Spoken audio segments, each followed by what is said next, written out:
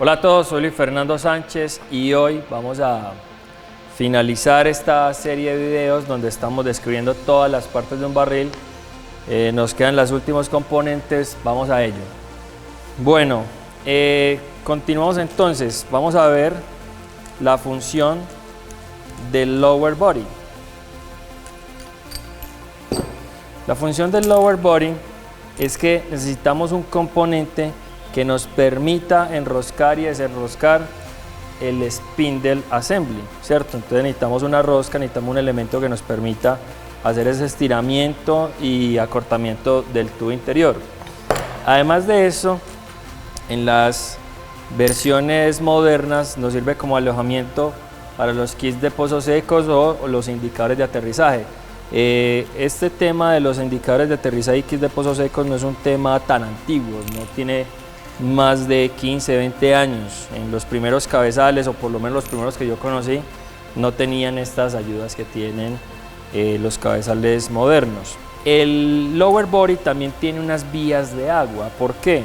Recuerde que cuando nosotros ensamblamos, que cuando el cabezal está armado, se genera un bloqueo para el fluido en esta parte, porque el landing shoulder sella contra el landing ring. Entonces el lodo debe ingresar por acá y salir por acá, de tal manera que estos son vías de agua, y eso es muy importante porque eso permite la posibilidad de generar de poner indicadores de aterrizaje o controladores o control de kit de pozo seco acá.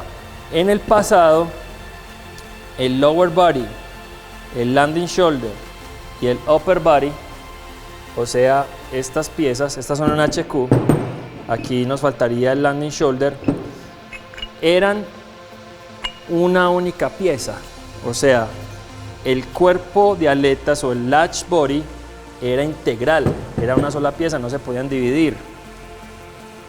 Eso fue al principio. Después, claro, notaron que se desgastaba esta zona, que es la zona del landing shoulder, y ¿qué pasaba? Si se desgastaba acá, había que cambiar todo este componente completo, lo cual pues es desafortunado. Entonces luego se optimizó dividiendo este componente en tres para poder cambiar o reemplazar el landing shoulder. Ustedes bien saben que estas dos piezas casi no se desgastan, ¿cierto? Entonces, pero el landing shoulder sí, entonces es excelente que se haya podido dividir. Y ya posteriormente en los sistemas modernos, al esto poderse dividir, nos permite también alojar ahí landing indicator bushing o indicadores de aterrizaje y kit de pozo seco. Sigamos con el landing shoulder. Ya lo hemos hablado, es el que permite o el que impide que el tubo interno siga hacia abajo, entra en contacto con el landing ring, de tal manera que su función es hacer un tope, ¿sí? Un stop para que siga el movimiento hacia abajo el tubo interior. Desde luego tiene un material que es muy resistente, tiene tratamiento térmico, materiales diferentes a estos. Ya que estamos por acá, podemos hablar de los indicadores de aterrizaje. Ellos se instalan acá, es un buje de pasta, ¿sí? Plástico, ¿sí? De nylon creo que son. Y ¿qué nos facilita esto? Antes de ingresar el cabezal, esta esfera de 22 milímetros debo hacerla pasar a esta parte superior con ayuda de alguna herramienta que nos permita ese paso. Entonces, ¿cómo funciona él? Cuando el cabezal va bajando y se instala, estamos completamente seguros de que se instaló cuando la esfera, gracias a la presión que hace la bomba, ¿sí? Recuerden que aquí se genera un sellamiento, ¿sí?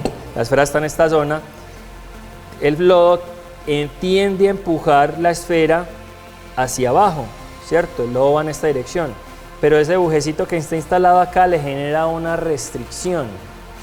Entonces, ¿cómo se detecta eso en superficie? Con un pico de presión que luego desciende cuando la esfera pasa. Ahí estamos seguros de que el sistema armó, porque eso quiere decir que el lodo no tuvo más opción que pasar de acá a acá, haciendo que la esfera pasara, porque aquí ya se generó un bloqueo. O sea, el landing shoulder ya pegó contra el landing ring y ahí definitivamente estamos seguros de que el sistema armó. Es una gran ayuda porque muchas veces han ocurrido ese accidente donde perforamos y no estábamos tan seguros de que había armado el cabezal y terminamos perforando sin el barril correctamente instalado, entonces el núcleo no entra y se pierde, queda abajo y eso pues es complejo para la operación. Hay bushing para pozos estándar verticales, para pozos profundos y también existe el landing indicator bushing para pozos horizontales o positivos. De hecho hay un video completo de ese tema que lo pueden ver, ¿sí? Entonces la diferencia está en la cantidad de restricción que le haga la esfera. El horizontal y vertical, como no tenemos ayuda de la presión hidrostática, es un bushing por donde la esfera pasa fácilmente. El estándar para pozos verticales ya genera restricción y el de pozos profundos genera aún más restricción al paso de la esfera. ¿Por qué? Porque la presión hidrostática del pozo le va sumando capacidad a la bomba. Entonces obviamente si nosotros no lo cambiamos solo con la presión hidrostática sin que la bomba haga presión, la esfera puede pasar de un lado al otro. El kit de pozo seco está compuesto de un resorte, un bushing metálico en el cual la esfera pasa libremente, ¿sí? No genera restricción, y también está compuesto de la esfera de 22 milímetros, la misma esfera que tiene el landing indicator bushing. ¿Cómo funciona? ¿Se instala de qué manera? Debo de instalar primero el resorte, luego pongo el bushing y finalmente va la esfera. Entonces, esto se usa cuando el pozo está seco. ¿Qué es un pozo seco? Es un pozo en el cual no tengo el nivel de agua, o sea, el lodo llega a la broca y prácticamente ahí se pierde, no retorna ni siquiera un poco. Entonces, ¿ahí qué sucede?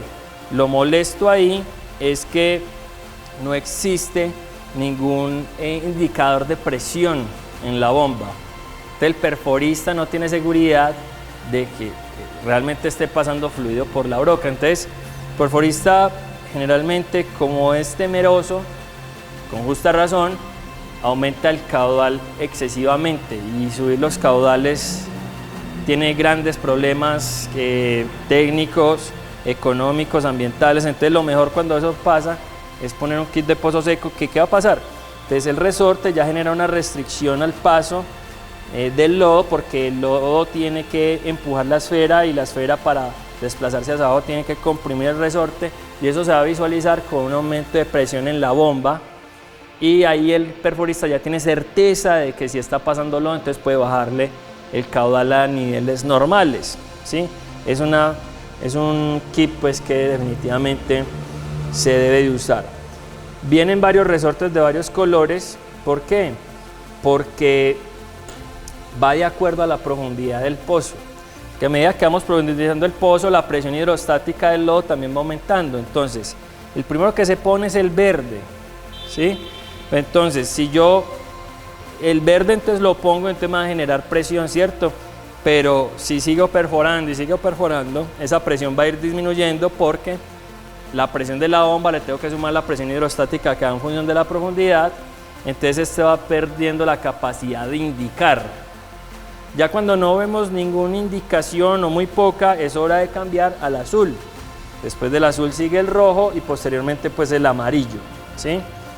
Hay casos extremos en los cuales el pozo está tan profundo que ni siquiera el amarillo muestra presión. Ahí es muy sencillo. Pueden poner una moneda pequeña allá en el fondo que sirva como de relleno para que el resorte genere más compresión y más restricción. Entonces ahí ya nos va a indicar. Entonces, muy importante este sistema, ha ayudado mucho a ahorrar muchísimo dinero en la operación. Sigamos con el Upper Latch Body. Todos estos componentes que vemos acá van en función de los latch. O sea, todos los nombres acá es el Lower Latch Body, Upper Latch Body, Latch Retracting Case. O sea, todo está relacionado en función de los latch, de las aletas. Entonces, ¿qué hace el Upper Latch Body? Bueno, primero es un alojamiento donde permite la instalación de las aletas, ¿cierto? Tiene que haber pues un elemento que las contenga, que las aloje, ¿sí? También es donde se pone el resorte, lo vemos acá, el resorte, para que ejerza una compresión en las aletas. Ya vamos a ver cómo es que funciona más tardecito, ¿sí? También tiene unas vías de agua, permite el ingreso del lodo para que luego salga por el upper body sin antes haber pasado pues por el sistema de landing indicator bushing o kit de pozo seco, ¿sí? De tal manera que la función del upper latch body es bastante básica. Muy bien, llegamos a los latch. Los latch tienen la función que ya vimos anteriormente en videos anteriores. ¿Y cuál es? Es hacer un tope contra el locking coupling, contra este elemento, y cuando ellas están abiertas evitan que el tubo interno se levante cuando le esté entrando núcleo, ¿sí? Entonces esa es la función de ellas, evitar este movimiento. Existen varios tipos de aletas. Este sistema se llama link latch porque en su sistema está involucrado estas piecitas llaman link, entonces de ahí su nombre, link latch. Es un sistema muy seguro, no es un sistema muy antiguo. Entonces, ¿cómo es la única manera que ellas tienen de cerrarse? Listo, tienen que pasar varias cosas. Al ser al lado del arpón, el spirit head, este pin, el que va instalado acá, le va a transmitir esa energía mecánica al latch retracting case. Y el latch retracting case le va a transmitir esa misma energía mecánica a este pin, que finalmente le transmitirá esa energía a los link. Entonces los link van a tender a subir en este movimiento, ¿sí? Y al subir, mire que se cierran los latch. No es como el sistema anterior, spring latch, que es el sistema antiguo, que no tienen link. Este es el resorte y ellas se podían cerrar fácilmente con cualquier situación pues ahí en pozo, ¿sí? O sea, eran más inseguras porque se podían cerrar más fácilmente. Entonces reitero, la única forma de hacer que estos latch se cierren es sí o sí, es jalado el arpón, o sea que estoy usando el overshot para jalarlo. Entonces es muy seguro. Función de estos pines, de estos spring pins. La función de estos pines, como ya vieron, es transmitir energía mecánica, ¿cierto? A través de ellos se transmite pues esfuerzos y hacen que otras piezas también se muevan. Pero también obviamente permiten el ensamblaje de los componentes. ¿Y por qué tienen esta forma? Esta forma la tienen porque, como ven, tienen esta ranura y ellos se pueden comprimir un poco.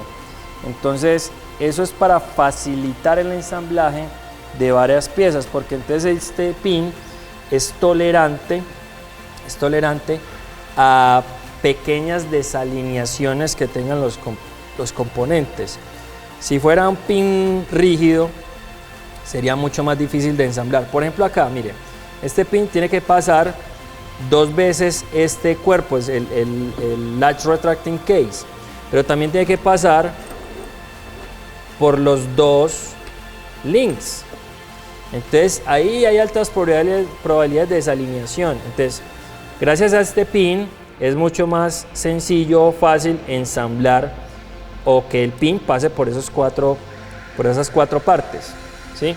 Entonces esa es la función de estos pines. Ahora yendo al resorte. Este es el resorte, se comprime y queda más o menos así. Vea, ahí está la arandela y el tornillo que se requiere para que él quede comprimido. ¿Y qué función tiene ese resorte? Él es un acumulador de energía. Los resortes son acumuladores de energía que cumple como función hacer que esta pieza vuelva a su estado inicial después de que ya no se esté alando. Esta es su posición inicial. Entonces, cuando yo jalo con el pescante, ¿sí? Y cuando el interno está ensamblado, lleno de núcleo, digamos, y jalo con el overshot, se genera una fuerza hacia abajo, una fuerza hacia arriba, y inevitablemente entonces va a suceder una acumulación de energía en el resorte, ¿sí? Que hace que se cierren los latch. Pero tan pronto se dejan de someterse a esos esfuerzos tan grandes, el resorte devuelve esa energía haciendo que las aletas vuelvan a su posición inicial. Finalmente tenemos este sistema, el sistema del Spearhead. El Spearhead Base, el Spearhead, el Detent Plunger. Adentro tenemos del Detent Plunger tenemos un resorte que se comprime y un pin espiral, en este caso espiral. ¿Por qué este pin es espiral? ¿Sí? Es una lámina que está doblada así en espiral y eso hace que él sea resistente, ¿sí? Sea muy resistente porque este pin tiene que soportar un esfuerzo bastante alto, ¿sí? Los primeros sistemas no tenían esta ventaja de hoy en día que son pivotables, o sea, se puede hacer este quiebre en los modernos. Antes el arpón era fijo, esto era una sola pieza, ¿sí? Entonces a la hora de sacar el tubo interno a superficie con ayuda del overshot era más complicado porque no se generaba este quiebre, entonces era más difícil manipular el overshot ensamblado con el tubo interior. Entonces menos mal se inventaron esto y esto facilitó mucho el proceso de extracción del tubo interior. Bueno, entonces, ¿qué sucede acá? Este sistema se diseñó con un enclavamiento. ¿Cómo así que enclavamiento? Él solo puede estar en 3 posiciones, esta o esta, ¿sí? ¿Por qué se diseña así? En caso de que un perforista lance el tubo interior por accidente, con el arpón así doblado, lo lance adentro de la tubería, obviamente el arpón va a golpear contra el tubo y se supone que al golpearlo lo debe llevar a su posición de trabajo, ¿sí? Eso se hizo así para evitar que el arpón pudiera ingresar a la tubería o ingresar al pozo en una posición incorrecta donde fuera imposible pescarlo, ¿sí? Entonces esto se llama enclavamiento porque solo tiene 3 posiciones posibles, ¿sí? Eso también es gracias a una pieza que se llama Detent Plunger, ¿sí? Y ese Detent Plunger está sometido a presión gracias a un resorte que está acá en la parte interior y cuando va a pasar de posición a posición, él se retrae, él entra gracias a que el resorte ahí le permite pues comprimirse un poquito y al entrar permitimos el cambio de posición, ¿sí? Desde luego esto también requiere mantenimiento, requiere lubricación, requiere cambio del resorte porque ya a veces pierde capacidad de compresión, este pin se sale cuando se desgasta, de tanto hacer este movimiento él se desgasta, ese se sale solo, se va saliendo, entonces es muy importante que estemos pendientes de eso y lo volvamos a meter o lo cambiamos cuando ya esté desgastado. ¿Cómo funciona el Spearhead? Está diseñado en esta forma para que sea atrapado por los lifting dogs, que son unos componentes ya del overshot, ¿sí? Estas vienen acá con un resorte, los cuales mantienen en esta posición. Entonces cuando desciende el overshot y queremos pescar el tubo interno, lo que va a pasar es esto. A ver si se ve bien. Ahí está. Retiene y jala, ¿sí? Entonces al jalar ya va a pasar todo lo que vimos anteriormente, que le vamos a transmitir energía mecánica a este pin, el pin a la retracting case y luego este latch retracting case a este pin y finalmente va a permitir que los latches se cierren, ¿sí? Generando este movimiento. Entonces así es que funciona. Bueno, creo que por lo menos vimos cada componente, creo que no se nos escapó ninguno. Aquí ya finalizamos la descripción de cada uno de los componentes de un barril de perforación. Espero que haya sido claro, didáctico, que hayamos aprendido. Por favor, compartan esta serie de videos con todos los que estén relacionados en la industria. No se les olvide cómo se suscriben, cómo van a ver todos los videos, etcétera. Y nos vemos en una próxima oportunidad. Hasta luego.